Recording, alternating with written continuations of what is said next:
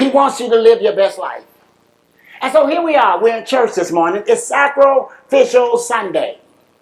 And as we get ready to lift that offering, one of the things that I thought was important, I thought about that this week, in terms that has been a blessing in my life, that has guided me along the way and has brought me to some wonderful things in life, is in this area of our giving. Now, I know when we talk about giving, we don't want to talk about it long, and we don't want to talk about it much, but I'm telling you, giving is a part of you living your best life. And if you're not going to be a giver, you'll never understand. You will not get to that place where you need to be in terms of success, because it is God who makes of us the people that we are. And part of his plan is that we learn his ways. I was thinking about this man. I call it the Cornelius syndrome, the Cornelius way. In the book of Acts chapter 10, it reads like this, verse 1. He said, there was a centurion, a certain man in Caesarea called Cornelius, or centurion, a centurion of the band called the Italian band.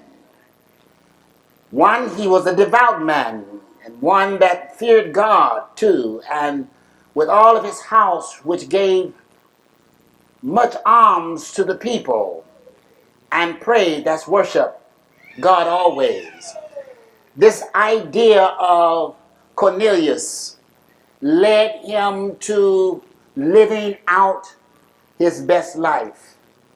One, because he was a devoted man, devout man, a man who feared and reverenced, who loved God.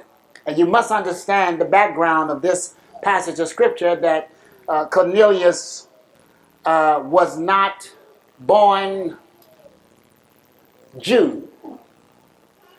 He was not given the rights or the privileges as the thoroughbred Jews. He was a Gentile man. And Gentiles at that time were looked upon as sinners, and they were excluded and ostracized from God's plan of salvation.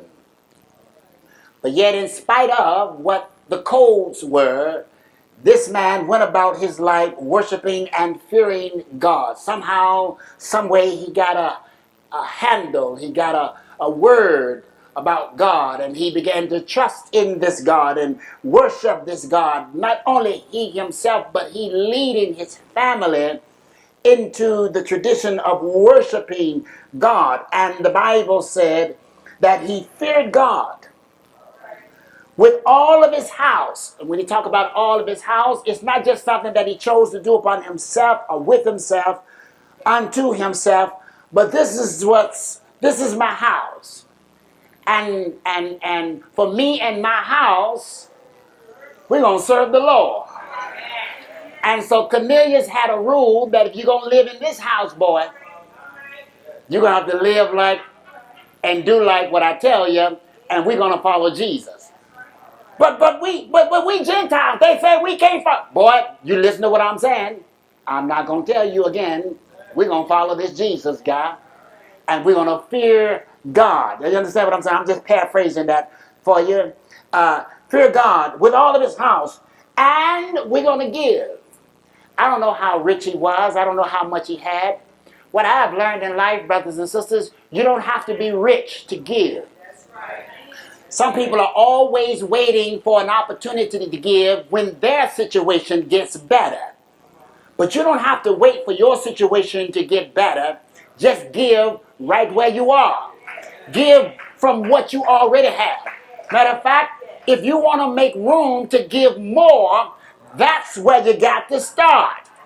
You're not waiting for an opportunity. Well, wait till I get me a job, or wait till I work some overtime, or wait till I hit the numbers, or wait till I win the slot machine, or wait. There's always a wait. But there is no wait. If you have 5, be willing to give at least one of them.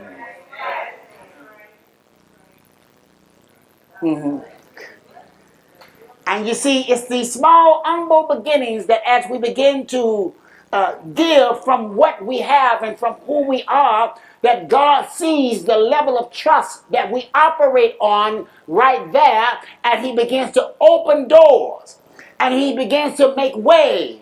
He sees that if you are faithful with a little thing, then you obviously could be trusted with greater things. But you cannot have greater faith if you prove yourself to be unfaithful with little things. So it's not waiting till things get better. It's just doing what you can while you can with what you can or with what you have right now. And trust God that God is going to open doors. You see, most of the lessons that we learn in life, we learn them while we're young. Or we learn them at earlier stages and ages of our lives. Or we learn them in humble situations, you know. In other words, you don't have to have a whole lot to learn to give. Learning to give is just giving from what you already have.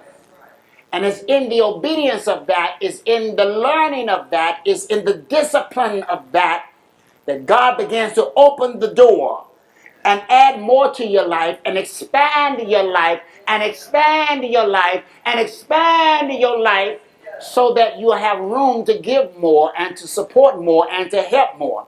But if you don't learn that on humble small things, if you don't learn that from what you already have, you'll never get to that level when you get a lot.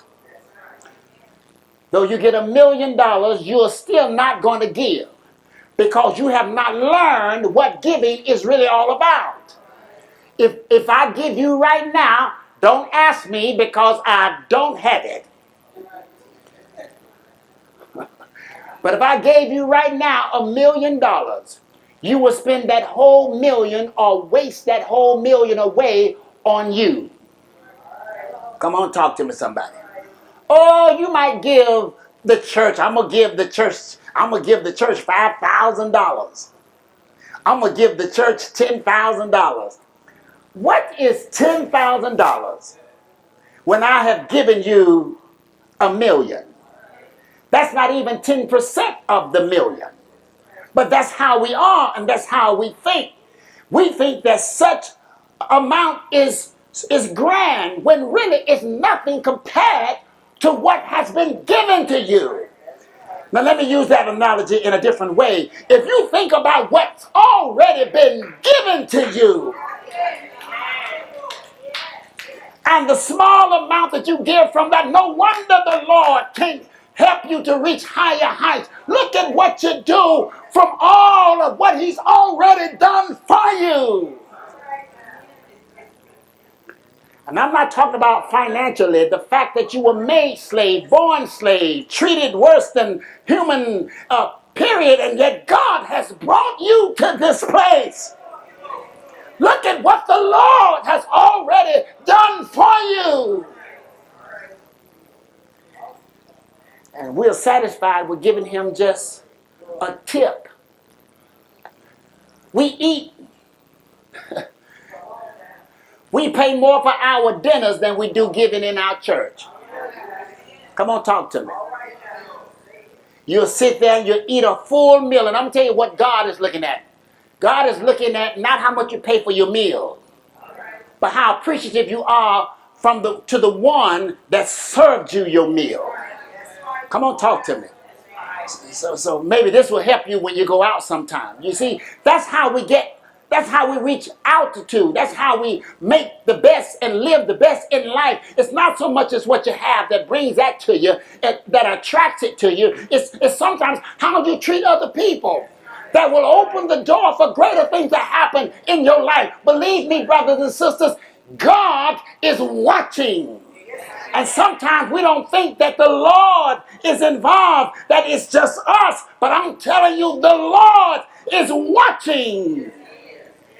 And so you sit there and you eat $30, $40 worth of food. And you got this little guy running back and forth to the kitchen. Can you give me some more water? He bring you some more water. By the time he go back, well, I need some. Can you bring me another bottle of ketchup? He goes back, he runs back to the kitchen, he brings you the ketchup. My salad is missing some of the chicken. He goes back, he gets you another salad because you're not satisfied with your salad. Ooh, I don't like the way this tastes. Something is wrong. He goes back, he gets you another. You understand what I'm saying? And I'm not saying that you don't have legitimate claims, but what I'm saying, you're running this guy just up and down the path, just running back and forth. The kid, he served you well. Served you until you were content with the meal that you ordered. And then you wipe your mouth, throw the Kleenex on the table, and you got crumbs and trash everywhere, bubblegum wrappers, you leave your floss, you don't floss your teeth at the table, and you throw your floss on the... But I don't want to pick up your floss. You wrap that up and put that in your pocket. Oh, let me leave that alone. That's getting too graphic. He served you and served you well. You wipe your mouth, get up from the table, and you leave $2 there for him.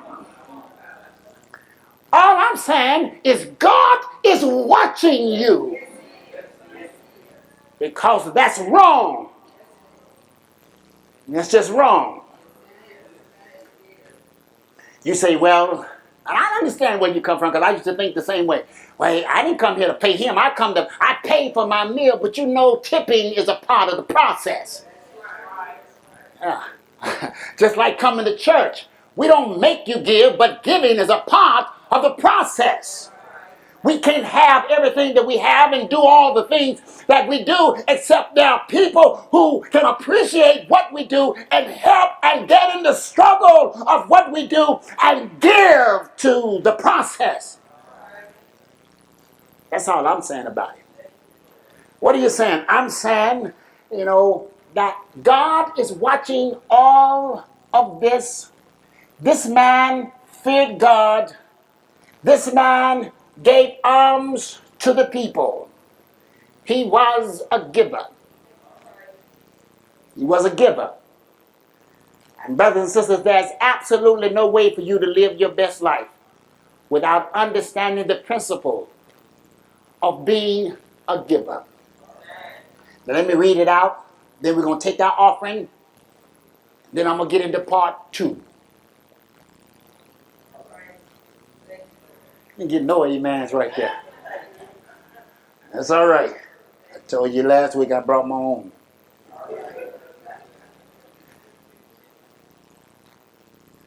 And verse 3, well, he says, he gave alms to the people and he prayed to God always. Sweetie, can you get me one of my cloths? Thank you. Alms to the people. He gave alms to the people and he prayed to God.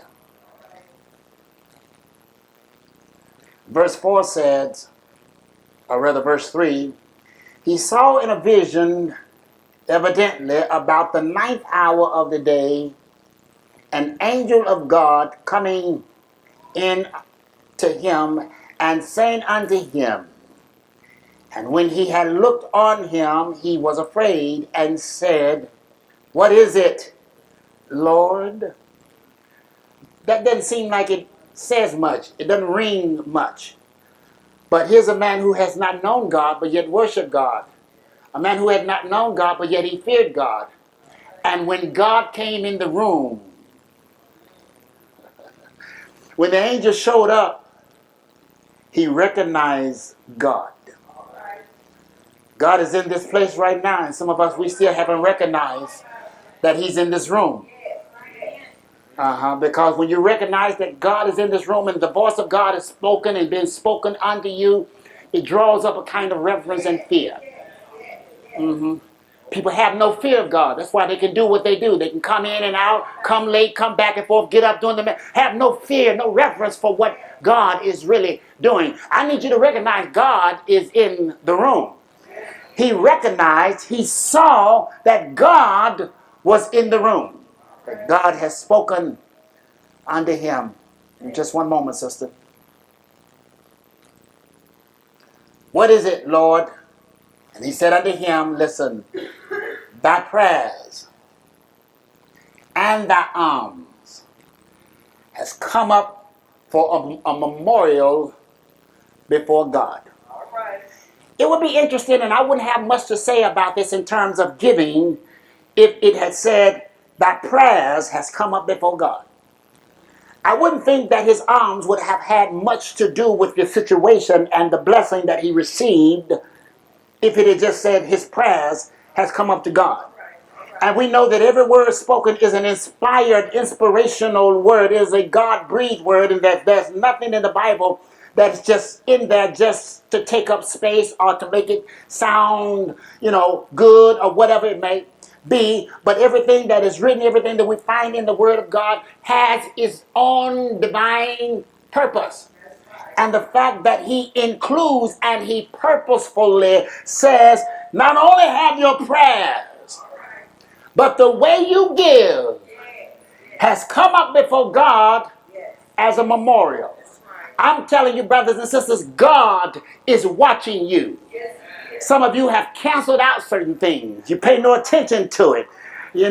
I've been here. Can I say this? I was gonna leave this out, but I'm gonna say it. Yes, I'm gonna say it. We was at the end of the year, and we were doing all of our numbers, calculating all of the numbers, trying to get your reports together so you can file on your taxes. And I noticed for the whole year in the PCM,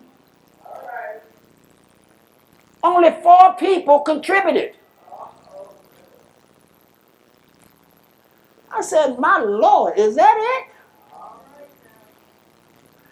I have served you. I'm in my 25th year. And only 4 people can support. Let me leave that alone. Because I'm not trying to give you something you don't want to give. I don't want that. You keep that for yourself. But I am saying that if you can't see beyond that, God is watching. Shall he continue to work 2 jobs and do all the work? And you enjoy all of the benefits.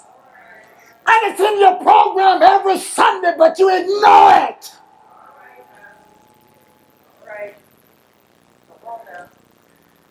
It says nothing about me, but it speaks volumes about you. I'm not asking you to do anything. I'm trying to get you to raise the level of how you see people, how you appreciate people that are serving you, and that it is your responsibility, it is your duty, it is your right, it is your privilege to give.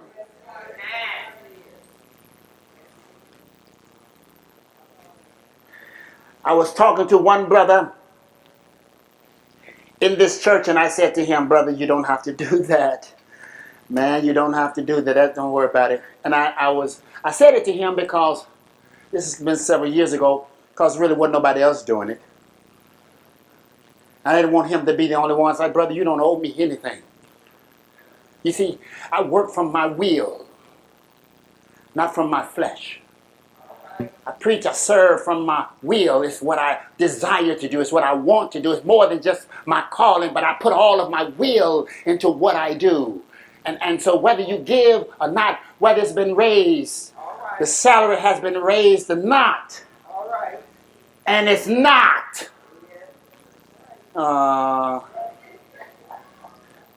15 years and it's still the same. Who does that? I mean, Burger King gives raises in White Castle. I might as well work. Okay.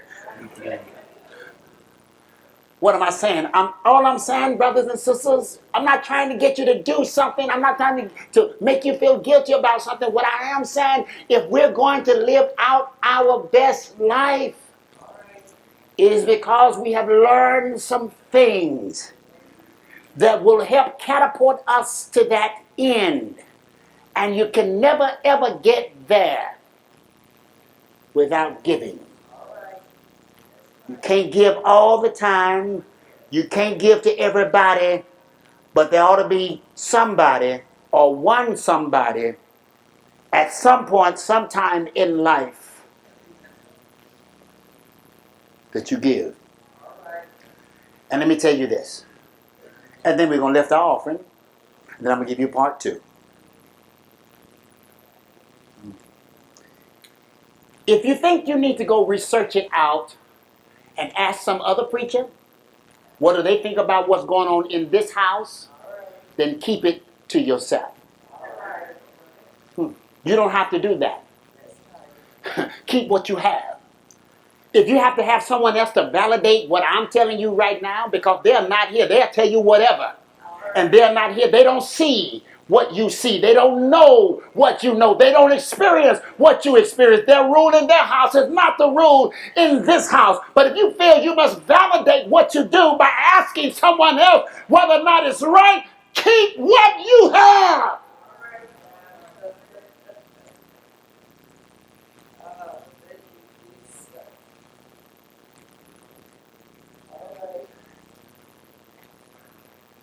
God said, we have heard your prayers. Your arms have come up before us as a memorial. Someone asked me for some money, and I told them I couldn't do it. For several reasons. I'm not the go-to guy. Jesus is.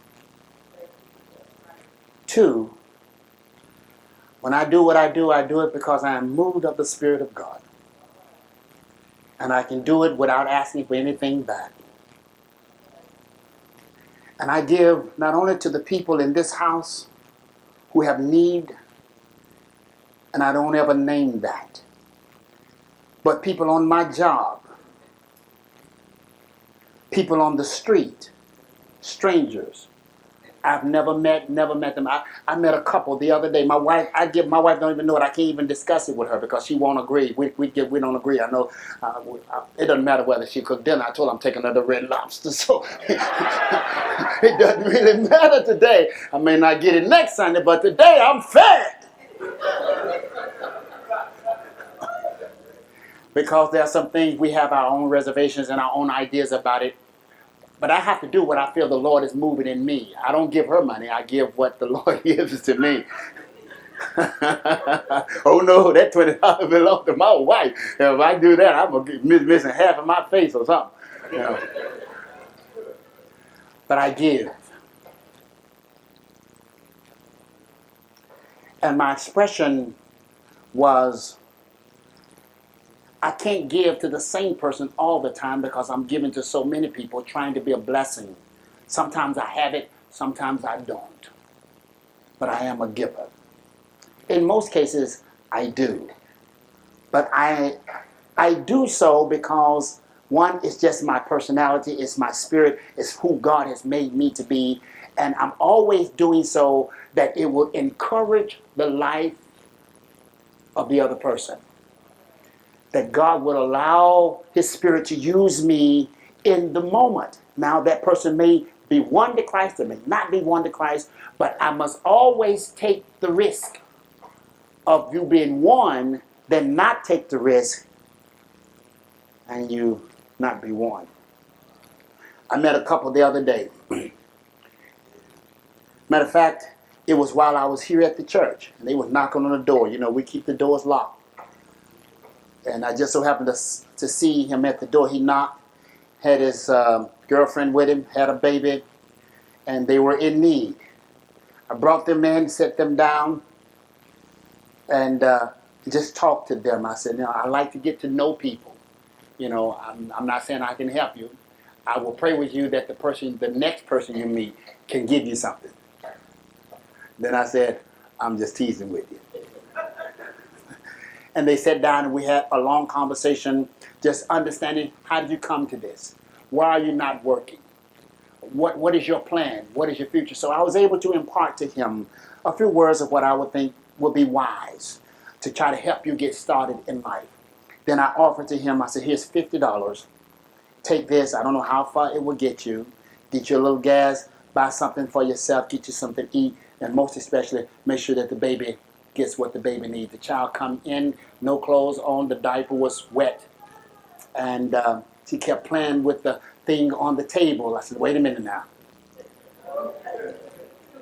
Jesus loves you, but he don't love you playing with that thing on that table. You can't be twirling that around, little girl. You know? And but what I'm saying to you, brothers and sisters, I am a giver. I said, look, I'll do this for two reasons. One, so that you can be blessed and get you something to eat today. Two, that you come back on next Sunday, come here next Sunday, and give me an opportunity to say some things to you and minister the Word of God. We're in a series of living your best life. I think there's some things you can benefit from what will be spoken. And they were, oh, okay, yes. We'll be back. Oh, we know where you are. We'll be back. And people do that all the time. Those jokers took my $50. I haven't seen them since. But it's better to take the risk than not have sown at all. What I'm saying, brothers and sisters, you must learn to be givers.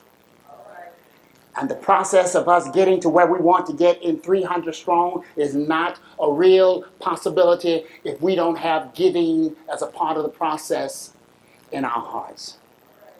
So that's why we ask you to participate and become a part of the blessing of giving, because giving is a blessing. It is a privilege. It's an opportunity that God has given to us to prove the genuineness of ourselves and our love and our character, because it's easy to say it, but when it comes to the actual act of it, for most people it becomes a very difficult thing to do. But you will not rise above the difficulties of your life. And if you do, it will be a very long and arduous struggle for yourselves until you learn to trust God. God said your prayer and your alms, the way you give, the way you pray, has come up before me as a sweet smelling savor. And I have received it. And God gave him instructions and told him where he was to go. He met up with Peter. He prayed for him. And this man was inducted into the house of God. He and his family was given the greatest blessing of all. And that was the blessing of salvation, the blessing of inclusion, the blessing of being a part of the family of God because of something he had learned to do. One, he feared God. Two, he taught that to his children and to his family. Three, he reverenced God, he prayed, and he gave of what he had. And those few things became the ingredient that led him living his best life.